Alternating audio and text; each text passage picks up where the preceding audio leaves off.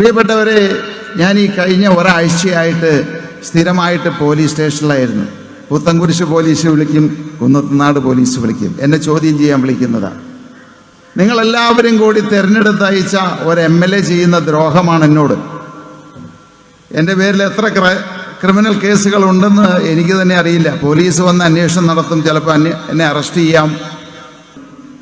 പക്ഷെ ഒരു കാര്യം ഞാൻ പറയാം, എന്നെ അറസ്റ്റ് ചെയ്യുന്ന ഒരു സാഹചര്യം ഉണ്ടായാൽ ഒരാഴ്ചക്കുള്ളിൽ നമ്മുടെ മുഖ്യമന്ത്രിയുടെ ഓമനപുത്രിയെ ഞാൻ അകത്താക്കും. ഇത് സ്വപ്നയുടെ കയ്യിലിരിക്കുന്ന ബോംബല്ല, ഷാബു ജേക്കബിന്റെ കയ്യിലിരിക്കുന്ന ബോംബാണ്. എന്നെ എതിർക്കുന്ന സഖാക്കള്, എന്നെ എതിർക്കുന്ന MLA, ഈ ജില്ലാ നേതൃത്വത്തിനോടാണ് ഞാൻ പറയുന്നത്, എന്റെ കയ്യിലിരിക്കുന്ന ബോംബ് ആറ്റം ബോംബാണ്.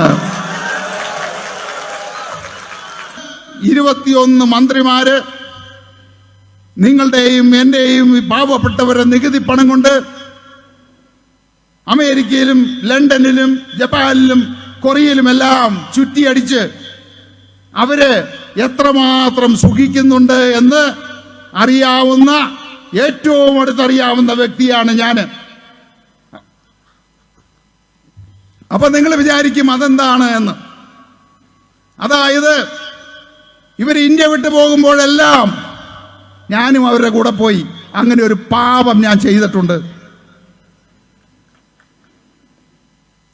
പിണറായി വിജയൻ കഴിഞ്ഞ 5 വർഷക്കാലം ഭരിക്കുമ്പോ ഞാനില്ലാതെ ഇന്ത്യ വിട്ടു പോയിട്ടില്ല.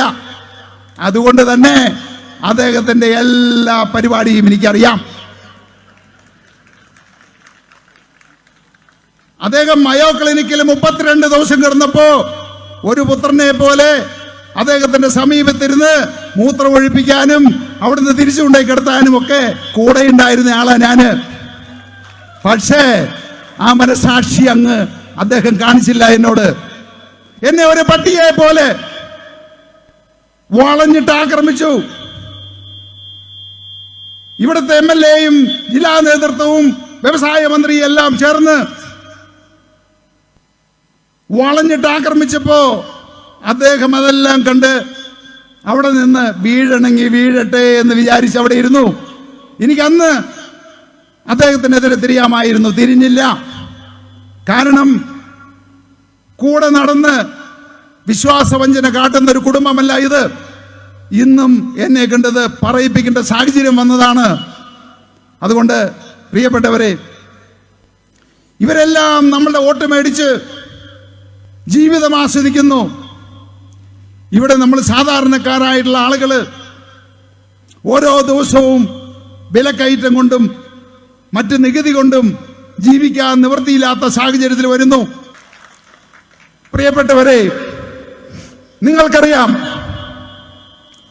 കഴിഞ്ഞ 2 ആഴ്ചക്കാലം മുമ്പ് ഇവിടുത്തെ മാധ്യമങ്ങളും ഇവിടുത്തെ അന്തം കമ്മികളും കൊങ്ങികളും എല്ലാം കൂടി എന്നെ ഒരു കമ്മ്യൂണിസ്റ്റുകാരനാക്കി. കാരണം എന്താ? ഞാന് എൻ്റെ സ്ഥാപനത്തിൽ നിന്ന് 30 ലക്ഷം രൂപ CPM പാർട്ടിക്ക് സംഭാവന കൊടുത്തു എന്നുള്ളത്. അപ്പൊ എല്ലാവരും വിചാരിച്ചു, ഒരാൾ എനിക്കൊരു മെസ്സേജ് അയക്കുകയാണ്, ഡോണ്ട് ഫൂൾ ദി പീപ്പിൾ, നിങ്ങൾ ജനങ്ങളെ വഞ്ചിക്കരുത്, അവരെ വിഡ്ഢികളാക്കരുത് എന്ന്. ഇപ്പൊ 2 ദിവസമായി, ഇന്നലെ മുതല് നിങ്ങൾ വേറൊരു വാർത്ത കണ്ടു. ഇവിടുത്തെ മാധ്യമങ്ങള്, ചില ചാനലുകള് എന്നെ സംഖ്യയാക്കി, ഇനി നാളെ കൊങ്ങിയാക്കും. അപ്പോ പ്രിയപ്പെട്ടവരെ, നിങ്ങളൊരു കാര്യം മനസ്സിലാക്കണം. രാഷ്ട്രീയത്തിലേക്ക് എൻ്റെ അച്ഛനെയും അമ്മയെയും കൊണ്ടുവരേണ്ട കാര്യമില്ല. കുടുംബകാര്യങ്ങളല്ല ഇവിടെ സംസാരിക്കേണ്ടത്. പക്ഷെ നിങ്ങൾ അറിയണം, ആ പിതാവിനെയും ആ മാതാവിനെയും അറിയണം. ആരാണ് നിങ്ങളുടെ മുമ്പിൽ നിൽക്കുന്നത്? എനിക്ക് BJPയുടെ സീറ്റ് കിട്ടുന്നതിനോ CPMന്റെ സീറ്റ് കിട്ടുന്നതിനോ കോൺഗ്രസിന്റെ സീറ്റ് കിട്ടുന്നതിന് യാതൊരു ബുദ്ധിമുട്ടുമില്ല.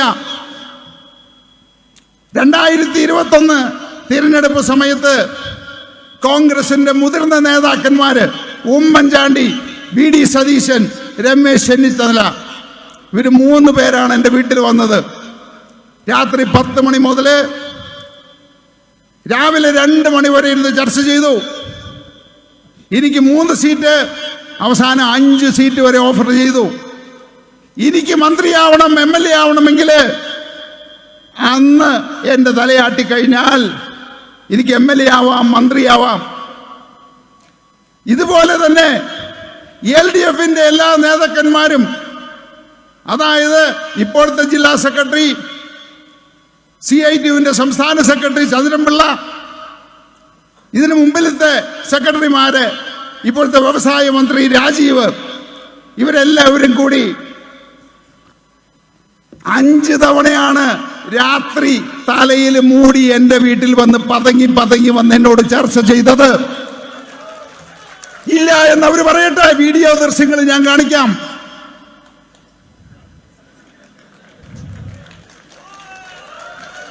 അപ്പോ പ്രിയപ്പെട്ട ഡിഫിക്കാരെ, SFI-ക്കാരെ, നിങ്ങളൊരു കാര്യം മനസ്സിലാക്കണം. ഇവരൊക്കെ രാത്രി പാത്തും പതങ്ങിയും വന്ന് എന്റെ സഹായം, എന്റെ ചെക്ക് മേടിച്ചു കൊണ്ടുപോകുന്നവരാണ്. നിങ്ങളെയൊക്കെ വിഡ്ഢികളാക്കി എന്റെ വീട്ടിലേക്ക് വിട്ട് കത്തിക്കും, ഞങ്ങൾ കത്തിക്കും, പച്ചയ്ക്ക് കത്തിക്കും എന്ന് പറയുമ്പോ ഓർക്കണം, ഈ നേതാക്കന്മാരുടെ ആരുടെയെങ്കിലും കുട്ടികൾ അതിന്റെ കൂടെ ഉണ്ടായിരുന്നോ എന്ന്. ഇവരുടെ കുട്ടികളെല്ലാം കാനഡയിലും US-ലും ഓസ്ട്രേലിയയിലും ഒക്കെയാണ് ജീവിക്കുന്നത്. നിങ്ങൾ കണ്ടില്ലേ, ജില്ലാ സെക്രട്ടറിയുടെ മകള് UK-യില് എന്നിട്ടൊരു കുപ്പായവുമിട്ട്, അതിൽ ചേരില്ലാത്ത കുപ്പായവുമിട്ട് ഫേസ്ബുക്കിൽ ഇട്ടിരിക്കുന്നത്.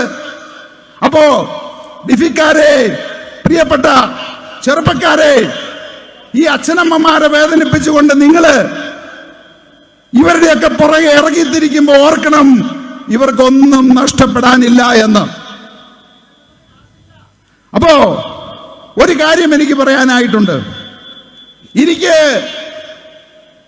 MP ആകണം, MLA ആകണം, മന്ത്രിയാകണമെന്ന ആഗ്രഹമുണ്ടായിരുന്നെങ്കിൽ പണ്ടേ ഞാന് രാജ്യസഭാ സീറ്റ് എനിക്ക് പലരും ഓഫർ ചെയ്തിട്ടുണ്ട്. BJP ഓഫർ ചെയ്തിട്ടുണ്ട്, AAP Aam Aadmi party offer ചെയ്തിട്ടുണ്ട്, കോൺഗ്രസ്സുകാർ ഓഫർ ചെയ്തിട്ടുണ്ട്. എനിക്ക് പണ്ടേ രാജ്യസഭാ സീറ്റ് മേടിച്ച് MP ആയി, മന്ത്രിയായി ഇവിടെ വരാമായിരുന്നു. പ്രിയപ്പെട്ടവരെ, അധികാരത്തിന് വേണ്ടിയിട്ട്, സ്ഥാനമാനങ്ങൾക്ക് വേണ്ടിയിട്ട്, പണത്തിന് വേണ്ടിയിട്ടല്ല ഞാൻ ഈ നിങ്ങളുടെ മുമ്പിൽ നിൽക്കുന്നത്. ഈ പാവപ്പെട്ടവരുടെ, ഇവിടുത്തെ ജനങ്ങളുടെ കണ്ണുനീര് കണ്ടിട്ടാണ് ഞാൻ നിങ്ങളുടെ മുമ്പിൽ നിൽക്കുന്നത്. അല്ലാതെ സ്ഥാനങ്ങളോ MP സീറ്റോ MLA-യോ മന്ത്രിയോ ആകണമെന്നുണ്ടായിരുന്നെങ്കിൽ പണ്ടേ നിങ്ങളെയെല്ലാം വഞ്ചിച്ചുകൊണ്ട്, നിങ്ങളെയെല്ലാം വിറ്റുകൊണ്ട്, ഈ നാടിനെ വഞ്ചിച്ചുകൊണ്ട് എനിക്കതാകാമായിരുന്നു. അപ്പോ ഒരു BJP-ക്കാരൻ വന്ന് ഒരു സീറ്റ് പറഞ്ഞാൽ അത് കണ്ട് ചാടുന്നവനല്ല സാബു ജേക്കബ്.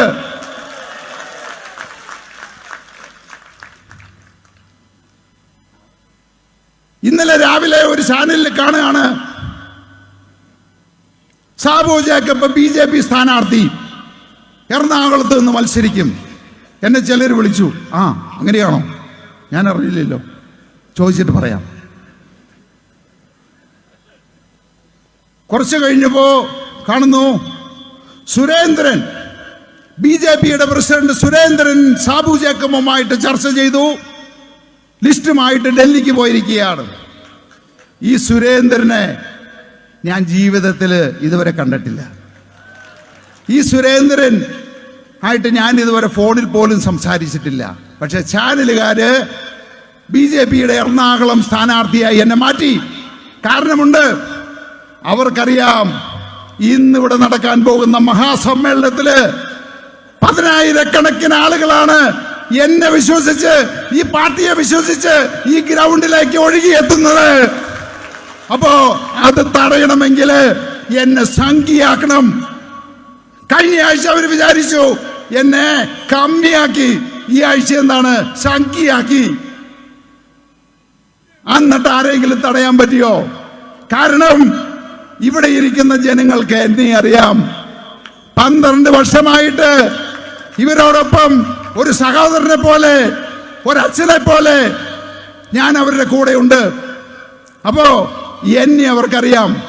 അവരെ ഒറ്റുകൊടുക്കില്ല, ഈ രാജ്യത്തെ ഒറ്റുകൊടുക്കില്ല, ഈ നാടിനെ ഒറ്റുകൊടുക്കില്ല എന്ന് അവർക്കറിയാം. അതുകൊണ്ട് ഇന്ന് ഈ ജനങ്ങൾ ഒഴുകിയെത്തി ഈ ഗ്രൗണ്ടിലേക്ക് കയറാൻ പറ്റാതെ എത്രയോ ജനങ്ങൾ റോഡിൽ നിൽക്കുന്നു. 2014 ഓഗസ്റ്റ് മാസം 23-ാം തീയതി കിഴക്കമ്പലത്തിന്റെ അല്ല, കേരളത്തിന്റെ കരിദിനമായിരുന്നു. പാവപ്പെട്ടവരുടെ ബുദ്ധിമുട്ട് കണ്ടുകൊണ്ട് അവരുടെ കുടുംബങ്ങളില് അടിസ്ഥാന സൗകര്യങ്ങൾ പോലും ഇല്ല എന്ന് മനസ്സിലാക്കിയപ്പോ ഇവിടെ ഒരു വലിയ ഷെഡ് കെട്ടി. TV മുതൽ ഫ്രിഡ്ജ് മുതൽ വാഷിംഗ് മെഷീൻ, കിടക്ക, കട്ടില് തുടങ്ങി എല്ലാ സാധനങ്ങളും ഓരോ കുടുംബത്തിലും വരണമെന്ന് ഞാൻ ആഗ്രഹിച്ചു. 2020 പ്രസ്ഥാനം ആഗ്രഹിച്ചു. അതിനുവേണ്ടി വലിയൊരു ഷെഡ് കെട്ടി. എല്ലാ കുടുംബത്തിലും, ഓരോ കുടുംബത്തിലേക്കും ഒരു TV, ഒരു ഫ്രിഡ്ജ്, അങ്ങനെ എല്ലാം ഓരോന്നും 50% വിലക്കുറവിൽ കൊടുക്കാമെന്ന് ഞങ്ങൾ തീരുമാനിച്ചു. പക്ഷേ അതിന്റെ ഉദ്ഘാടനം നടക്കുന്ന 23-ാം തീയതി ഉദ്ഘാടനം 4 മണിക്ക് നടന്നു. ഇവിടുത്തെ രാഷ്ട്രീയക്കാർ 1 മണിക്കൂറിനുള്ളിൽ കോൺഗ്രസ്സുകാരും കമ്മ്യൂണിസ്റ്റുകാരും SDPക്കാരും എല്ലാവരും കൂടി പോലീസ് സന്നാഹത്തോടെ വന്ന് അത് സീല് ചെയ്തു. ഇതുപോലെ 4500ഓളം അമ്മമാരും കുട്ടികളും പ്രായമായിട്ടുള്ളവരും ഈ ഒരു സ്റ്റാളിനകത്ത് കണ്ണുനീരോടെ അവരോട് കൈകൂപ്പി യാചിച്ചു. ഇത് ഞങ്ങളുടെ ജീവിത പ്രശ്നമാണ്, നിങ്ങൾക്ക് എന്താണ് ഒരു ദ്രോഹം? ആ ദ്രോഹികൾ സമ്മതിച്ചില്ല. ഒരു നിർദാക്ഷിണ്യവുമില്ലാതെ അത് അടച്ച് സീല് ചെയ്തു.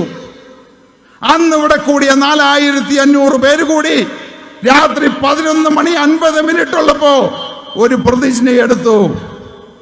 അധികാരമുള്ളത് കൊണ്ടല്ലേ ഈ തെമ്മാടികൾ ഇതുപോലെ ചെയ്യുന്നത്?